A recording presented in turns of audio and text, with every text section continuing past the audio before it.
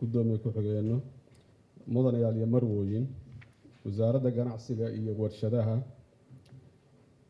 ee xukuumadda federaalka ee Soomaaliya waxaa sharaf weyn u ah inaan golaha sharafta leh u soo bandhigno sharciga hindisaha shirkadaha ee Soomaaliya.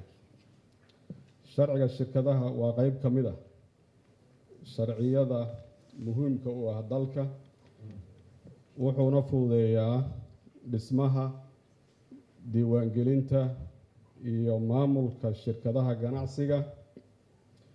Waa sharci xeeriya shirkadaha, maalgashatada, milkiilayaasha, maamulka, shaqaalaha iyo bulshada inteeda kale. Wuxuu ilaaliyaa xuquuqda maalgashayaasha, milkiilayaasha, macaamiisha iyo bey'adda intaba. Sharcigan hindisihiisa iyo hogaamintiisa iyo jihayntiisa iyo isku dubaridkiisa intaba waxaa lahaa oo ka soo shaqeeyay wasaaradda ganacsiga iyo warshadaha.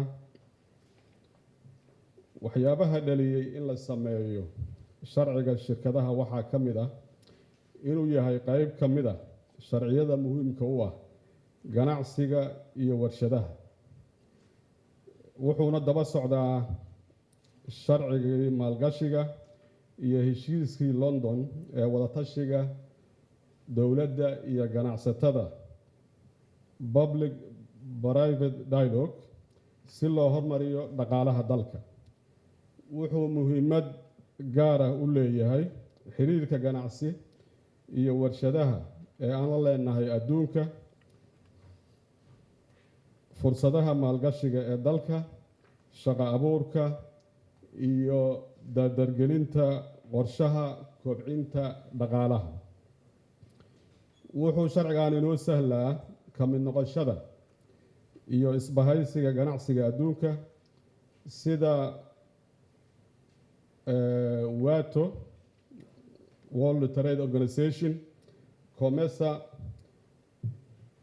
iyo EAC, East African Community iyo suuqyada kale oo la midka ah. Wuxuu waxtar u leeyahay horumarinta dhaqaalaha iyo soo jiidashada maalgashiga shisheeye iyo kan gudaha intaba.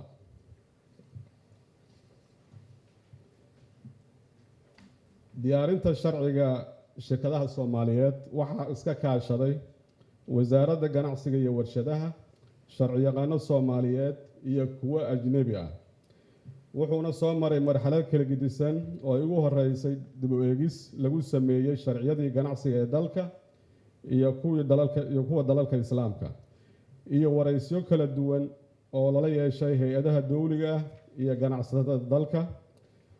Wadahadal iyo dood dheer kadib nooca sharcigu noqon doono iyo baahida loo qabo, la tashi fara badan kadib iyo fikrado fara badan oo la isweydaarsaday, waxaa la qaatay nooca Romano Germanic Law loo yaqaan, kaasoo shuruucda Soomaaliya ay ku salaysan tahay. Dhowr qoraal akhris iyo turxaan bixin kadib waxaa la sameeyey qoraalkii ugu dambeeyey laguna soo bandhigay qodobada sharcigani ka kooban yahay oo ah 16 cutub iyo 121 qodob.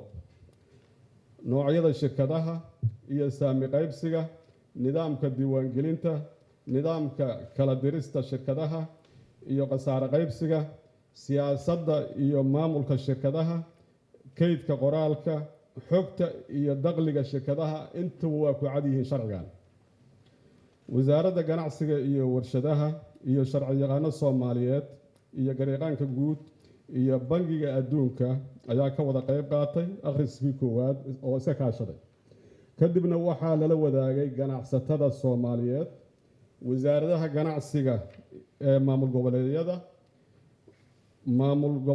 maamulka gobolka Banaadir iyo hay'adaha kala duwan ee dowladda oo dhammaantood wada tashi lala sameeyay.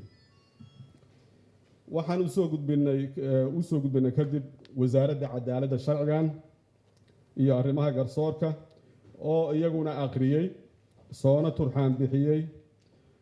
ugu dambeyntii waxaa la geeyey golaha wasiirada oo lagu ansixiyey, kadibna waxaa loo gudbiyey golaha shacabka oo iyaguna ansixiyey.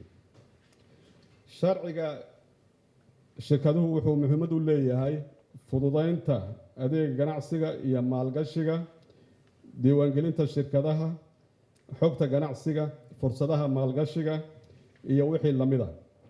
wuxuu kaloo muhiimad u leeyahay xeerinta iyo kala hagidda maamulka shirkadaha ganacsiga, xuquuqda maalgashiga iyo maalgashadaha iyo maalgashayaasha shirkadaha ganacsiga, dhiirigelinta ganacsatada Soomaaliyeed iyo soo jiidashada maalgashi iyo shaqo abuur iyo kobcinta dhaqaalaha intaba.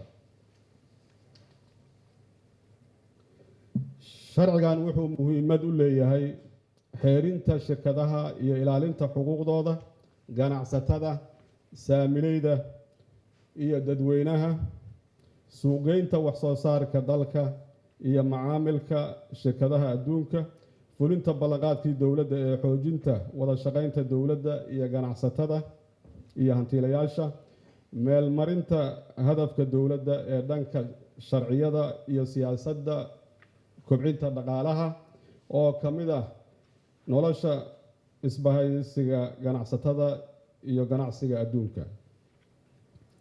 mudane guddoomiye ku-xigeenno, mudanayaal iyo marwooyin, hindise sharciyaadka shirkadaha wuxuu waafaqsan yahay dastuurka ku-meel gaarka ah ee dalka, wuxuuna soo maray dhammaan la tashiyadii loo baahnaa.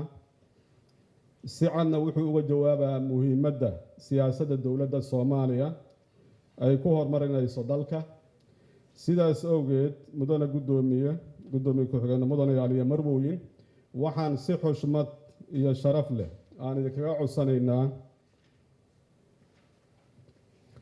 inaad ansixisaan, maadaama baahi weyn loo qabo dhaqangelintiisa, isla markaana uu mudnaanta koowaad siinayo uuna muhiim u yahay kobcinta ganacsiga, maalgashiga, shaqo abuurka, dhiirigelinta ganacsiga iyo guud ahaan kobcinta dhaqaalaha dalka. mar labaad waxaan idinkaga mahad celinayaa dhegaysigiina, waxaanan idinka codsanaynaa inaad sharcigan oo soo maray dhammaan la tashiyadii loo baahnaa iyo wada tashi guud oo aan la yeelanay qaybaha kala duwan ee sharcigan quseeyo, inaad sharcigan noo ansixisaan. waana mahadsantihiin. wabilaahi towfiiq. aad u mahadsantihiin. assalaamu calaykum waraxmatullaahi wabarakaatu.